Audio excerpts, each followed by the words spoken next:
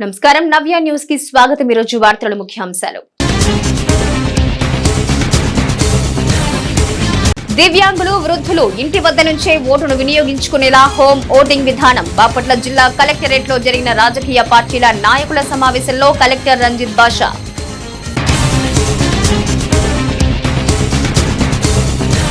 వాహనదారులను road ప్రమాదాల పట్ల అవగాహన కల్పించడమే లక్ష్యం। చీరాల ఆర్టీసీ బస్టాండ్ లో రోడ్డు భద్రతా మాసోత్సవాల్లో భాగంగా రక్తదాన శిబిరం। రక్తదానం చేసి స్ఫూర్తి చాటుకున్న ఆర్టీసీ సిబ్బంది। బ్రాహ్మణులు సామాజికంగా ఆర్థికంగా వెనుకబడి ఉన్నారు। ప్రభుత్వాలు బ్రాహ్మణుల సంక్షేమానికి కృషి చేయాల్సిన అవసరం ఎంతైనా ఉంది। విలేకరుల సమావేశంలో బ్రాహ్మణ సేవా సమితి ప్రతినిధులు। బాపట్ల జిల్లా కలెక్టరేట్ సముదాయంలోని కలెక్టర్ ఛాంబర్లో గుర్తింపు పొందిన రాజకీయ పార్టీల నాయకులతో కలెక్టర్ రంజిత్ బాషా సమావేశం నిర్వహించారు। హోమ్ ఓటింగ్ విధానం అమల్లోకి తెచ్చేందుకు అన్ని ఏర్పాట్లు చేస్తున్నామని బాపట్ల జిల్లా కలెక్టర్ పి రంజిత్ బాషా తెలియజేశారు। బాపట్ల జిల్లా కలెక్టరేట్ సముదాయంలో కలెక్టర్ ఛాంబర్లో గుర్తింపు పొందిన రాజకీయ పార్టీల నాయకులతో కలెక్టర్ రంజిత్ బాషా సమావేశం నిర్వహించారు। ఈ సమావేశంలో కలెక్టర్ రంజిత్ బాషా మాట్లాడుతూ హోమ్ ఓటింగ్ విధానం ప్రవేశపెట్టడానికి ఎన్నికల కమిషన్ మార్గదర్శకాలు విడుదల చేసిందన్నారు।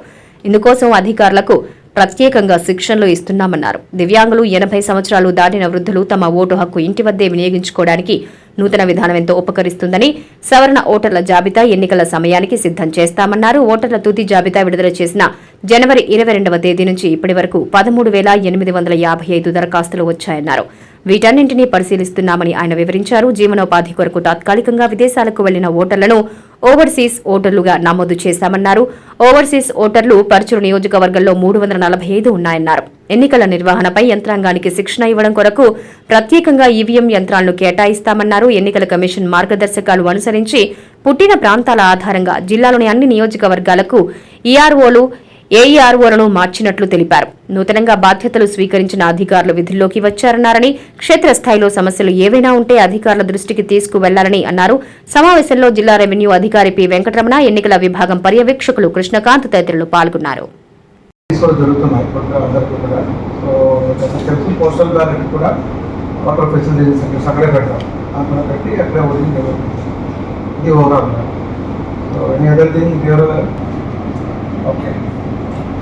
Any other thing?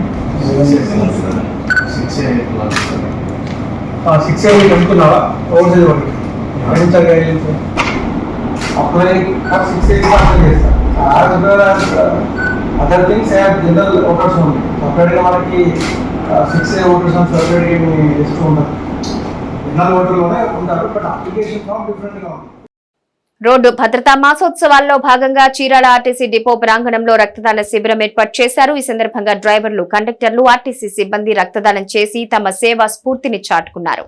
రోడ్డు భద్రతా మాసోత్సవాల్లో భాగంగా చీరాల ఆర్టీసీ డిపో ప్రాంగణంలో రక్తదాన శిబిరాన్ని ఏర్పాటు చేశారు। ఈ సందర్భంగా డ్రైవర్లు, కండక్టర్లు, ఆర్టీసీ సిబ్బంది రక్తదానం చేసి తమ సేవా స్ఫూర్తిని చాటుకున్నారు। అనంతరం ఆర్టీసీ డీఎం శ్యామలా కుమారి చేతుల మీదుగా రక్తదానం చేసిన వారికి సర్టిఫికెట్లు అందించారు। ఈ సందర్భంగా డీఎం మాట్లాడుతూ ప్రజలను, ప్రయాణికులను రోడ్డు ప్రమాదాలపై అప్రమత్తం చేసేందుకే రోడ్డు భద్రతా మాసోత్సవాలు జరుపుతున్నామన్నారు। ముఖ్యంగా రోడ్లపై ప్రయాణించే సమయంలో ఖచ్చితమైన నిబంధనలతోనే రాకపోకలు సాగించాల్సిన అవసరం ఉందన్నారు। ఈ కార్యక్రమంలో ఆర్టీసీ సిబ్బంది పాల్గొన్నారు।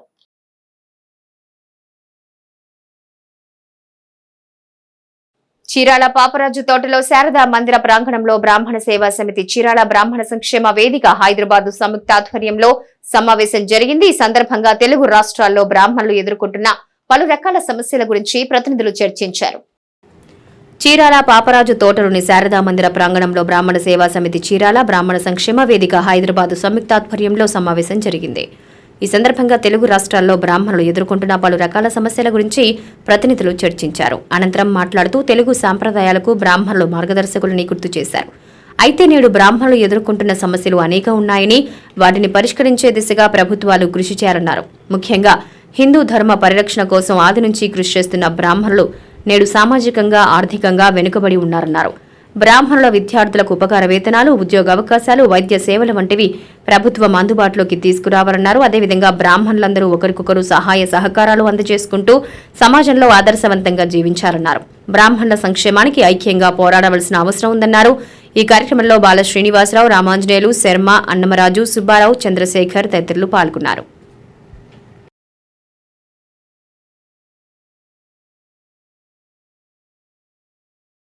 పాత సినిమా హీరోని పిలిచాం. ఈ మధ్య అంతేలే అంతేలే సినిమాలో చూసాడు, తెలుసు కదా, అతను అచ్యుత్ గారు. అతను వచ్చినప్పుడు ఒక అమ్మాయి సంగీతం వాయిస్తుంది. సంగీతం వాయిస్తుంటే ఆయన అసలు చాలా ఇంప్రెస్ అయిపోయాడు అమ్మాయిని చూసి. అయిపోయిన తర్వాత కార్యక్రమం అయిపోయాక అమ్మాయిని కింద పిలిచి ఆయన అడిగాడు, ఎవరమ్మా నువ్వు ఎక్కడ పేరెంట్స్ ఎక్కడ పిలిచి అడగంగానే వాళ్ళు వచ్చారు, మాట్లాడారు. అమ్మాయిని ఇమీడియట్గా ఒక డైరెక్టర్తో రికమెండ్ చేశారు. ఈ అమ్మాయి బాగా చూస్తాను, నేను ప్రాక్టికల్గా చూశాను, ఈ అమ్మాయికి అవకాశం ఇస్తే బాగుంటుంది అండి అని. ఇమీడియట్గా ఆ అమ్మాయికి అవకాశం ఇచ్చారు ఆ ఫిలిం ఇండస్ట్రీ. ఈరోజు 14 సినిమాల్లో యాక్ట్ చేసిన నాట్య సంగీత విద్వాంసురాలు అమ్మాయి ఒకసారి వాళ్ళ పేరెంట్స్ తీసుకొని మన ఆఫీస్కి వచ్చింది. సార్ ఆ రోజు మీరు నిర్వహించినటువంటి కార్యక్రమం వల్ల మేము లబ్ధి పొందాము అని. అంటే ఏదైనా సరే సంక్షేమం ఒక్క అమ్మాయిని కాదు, మన టార్గెట్ ఎక్కడ అదృష్టం ఎవరు బాగా పర్ఫామ్ చేస్తే వాళ్ళకు ఉంటుంది ఛాయిస్.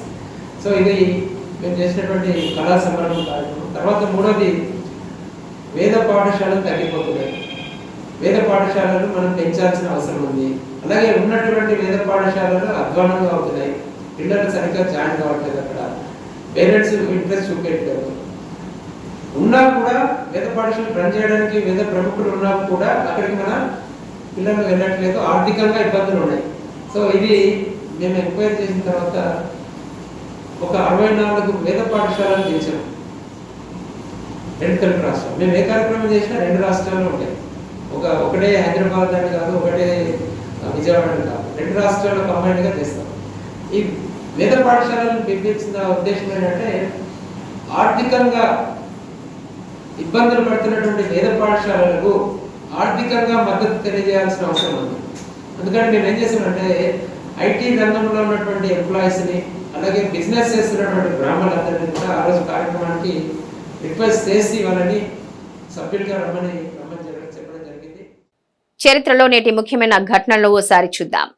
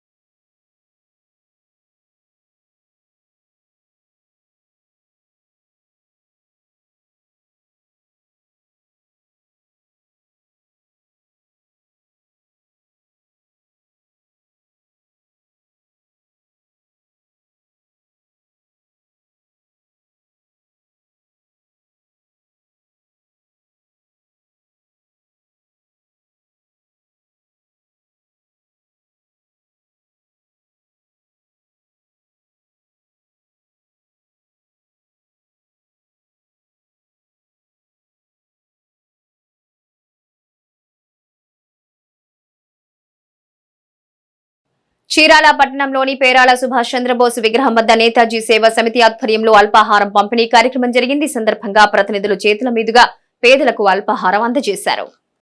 చీరాల పట్టణంలోని పేరాల సుభాష్ చంద్రబోస్ విగ్రహం వద్ద నేతాజీ సేవా సమితి ఆధ్వర్యంలో అల్పాహారం పంపిణీ కార్యక్రమం జరిగింది. ఈ సందర్భంగా ప్రతినిధులు చేతుల మీదుగా పేదలకు అల్పాహారం అందజేశారు. పలువురు మాట్లాడుతూ ప్రతి నెల నేతాజీ సేవా సమితి ఆధ్వర్యంలో జరిగే అల్పాహార పంపిణీ కార్యక్రమం ఆదర్శవంతమైందన్నారు. నేతాజీ సేవా సమితి ఎన్నో మంచి పనులు చేపడుతుందని, చీరాలలో అనేక మంది వ్యక్తులు కలిసి స్వచ్ఛందంగా సేవకు ముందుకు రావటం అభినందనీయమని పేర్కొన్నారు. ఈ కార్యక్రమంలో నేతాజీ సేవా సమితి అధ్యక్షుడు చుండూరి కృష్ణమూర్తి, ప్రధాన కార్యదర్శి పవాని భాను, చంద్రమూర్తి, ప్రసాద్, చంద్రమౌళి, వెంకటేశ్వరరావు, గురువర ప్రసాదరావు, రామారావు, సురేష్ తదితరులు పాల్గొన్నారు.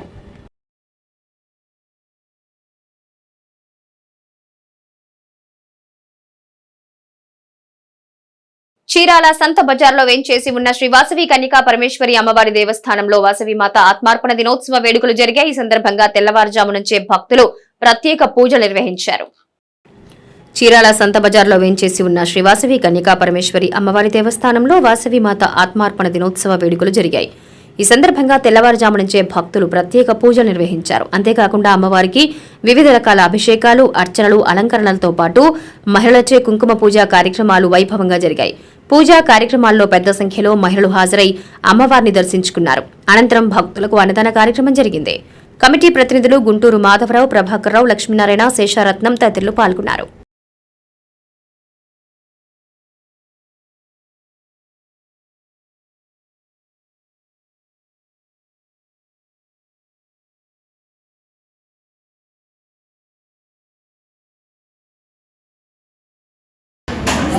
కన్యకాపరమేశ్వరి అమ్మవారి దేవస్థానం చీరాల వైభవపేతంగా అమ్మవారి ఆత్మార్థం దినోత్సవం జరుగుతోంది. అమ్మవారు సకల సృష్టికి పార్వతీమాతయ్య పార్వతీ రూపంలో వాసవి కన్యకగా వైశ్యుల ఇంట జన్మించి వైశ్యుల ఈ 1116 గోత్రాలను రక్షించడానికి తను కుసుమశ్రేష్ఠి కూతురై పుట్టి పార్వతీమాతయ్య లోకాన్ని ఆదుకుంటూ వైశ్యుల రక్షణార్థం ఈరోజు ఆత్మార్పణ చేసుకున్నది.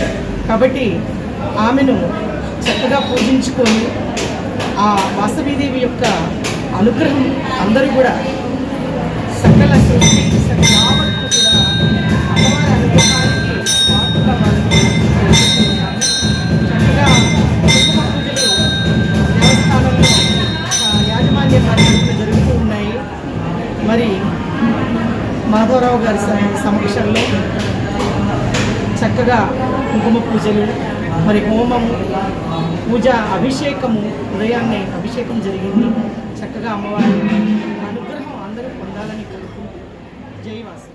నేటి తిరుమల తిరుపతి సమాచారం ఒకసారి పరిశీలిద్దాం. కలియుగ ప్రత్యక్ష దైవం శ్రీ వెంకటేశ్వర స్వామి కొలువు తీరిన తిరుమలలో భక్తుల రద్దీ కొనసాగుతోంది. దర్శనానికి వచ్చిన భక్తులతో 5 కంపార్ట్మెంట్లు నిండిపోయాయి. టోకెన్లు లేని భక్తులకు 10 గంటల్లో సర్వదర్శనం కలుగుతుందని టీటీడీ అధికారులు వివరించారు. నిన్న స్వామివారిని 70,158 మంది భక్తులు దర్శించుకోగా 24,801 మంది తలనీలాలు సమర్పించుకున్నారు. భక్తులు హుండీలో వేసిన కానుకల వల్ల టీటీడీకి 3.51 కోట్ల ఆదాయం వచ్చిందని తెలిపారు. వార్తల్లో నేటి అంతర్జాతీయ, జాతీయ, రాష్ట్ర ముఖ్యమైన అంశాలను ఒకసారి పరిశీలిద్దాం. విమానం ఇంజిన్లు ఫెయిల్ అయ్యాయి. దీంతో ఎమర్జెన్సీ ల్యాండింగ్ కు పైలట్ ప్రయత్నించాడు. అయితే హైవేపై ఆ విమానం కూలిపోయింది. మంటల్లో కాలిపోయింది. ఈ ప్రమాదంలో 2 మరణించారు. అమెరికాలోని ఫ్లోరిడాలో ఈ సంఘటన జరిగింది. శుక్రవారం మధ్యాహ్నం బాంబార్డియర్ ఛాలెంజర్ 600 బిజినెస్ జెట్ విమానం 5 మందితో ఓహియో స్టేట్ యూనివర్సిటీ విమానాశ్రయం నుంచి టేకాఫ్ అయింది. 2 గంటల ప్రయాణం తర్వాత ఆ చిన్న విమానంలో 2 ఇంజన్లు ఫెయిల్ అయ్యాయి. దీంతో ఫ్లోరిడాలో నేపల్స్ విమానాశ్రయంలో అత్యవసర ల్యాండింగ్ కోసం పైలట్ అభ్యర్థించారు. ఢిల్లీలో లోక్సభ సమావేశాలు సజావుగా సాగాయి. అధికార ప్రతిపక్షాల మధ్య వాడివేడి చర్చల మధ్య ఓటాన్ బడ్జెట్ సమావేశాలు ముగిశాయి. మొన్నటికే బడ్జెట్ సమావేశాలు ముగిసినప్పటికీ శనివారం ఒక్కరోజు పొడిగిస్తూ నిర్ణయం తీసుకున్నారు ప్రధాని. అయితే ఈ 17వ లోక్సభకు ఇదే చివరి సమావేశం కావడంతో కొన్ని కీలక విషయాలు వెల్లడించారు. 5 ఏళ్లలో గేమ్ చేంజింగ్ సంస్కరణలు తెచ్చామని ప్రధాని మోదీ తెలిపారు.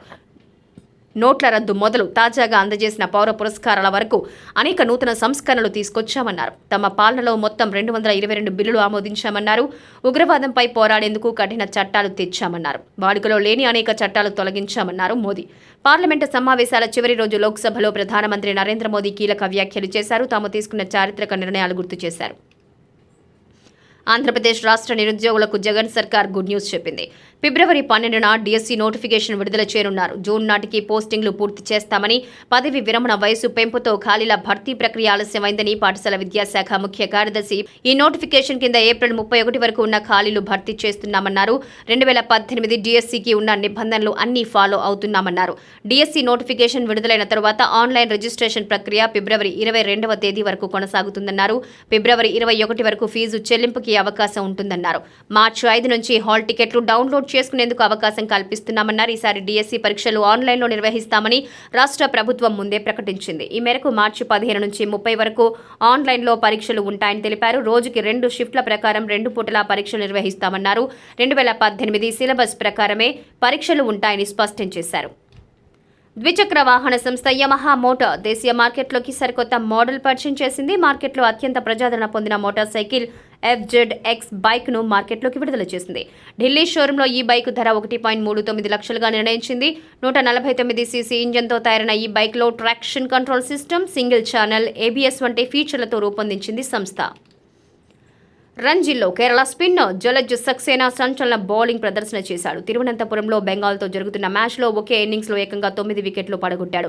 మొదటి 9 వికెట్లు ఖాతాలో వేసుకుని కెరీర్లో అత్యుత్తమ గణాంకాలు నమోదు చేశాడు. తొలి ఇన్నింగ్స్లో 21.1 ఓవర్లు బౌలింగ్ చేసిన జలజ్ 68 పరుగులిచ్చి 9 వికెట్లు నేలకూల్చాడు. దాంతో బెంగాల్పై ఈ ఫీట్ సాధించిన తొలి బౌలర్గా జలజ్ రికార్డు సృష్టించాడు. ఈ లెగ్ స్పిన్నర్ ధాటికి బెంగాల్ జట్టు 180 పరుగులకే ఆలౌట్ అయింది.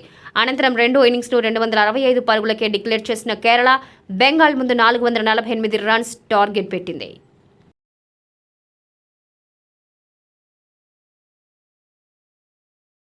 నవ్య న్యూస్ ముగించే ముందు ముఖ్యాంశాలు మరోసారి.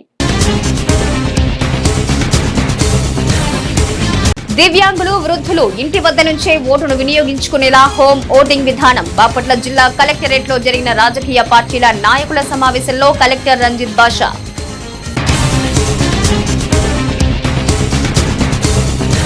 వాహనదారులను రోడ్డు ప్రమాదాల పట్ల అవగాహన కల్పించడమే లక్ష్యం. చీరాల ఆర్టీసీ బస్టాండ్లో రోడ్డు భద్రతా మాసోత్సవాల్లో భాగంగా రక్తదాన శిబిరం. రక్తదానం చేసి స్ఫూర్తి చాటుకున్న ఆర్టీసీ సిబ్బంది. బ్రాహ్మణులు సామాజికంగా, ఆర్థికంగా వెనుకబడి ఉన్నారు. ప్రభుత్వాలు బ్రాహ్మణుల సంక్షేమానికి కృషి చేయాల్సిన అవసరం ఎంతైనా ఉంది. విలేకరుల సమావేశంలో బ్రాహ్మణ సేవా సమితి ప్రతినిధులు. నవ్య న్యూస్ ఇంతటితో సమాప్తం. నమస్కారం.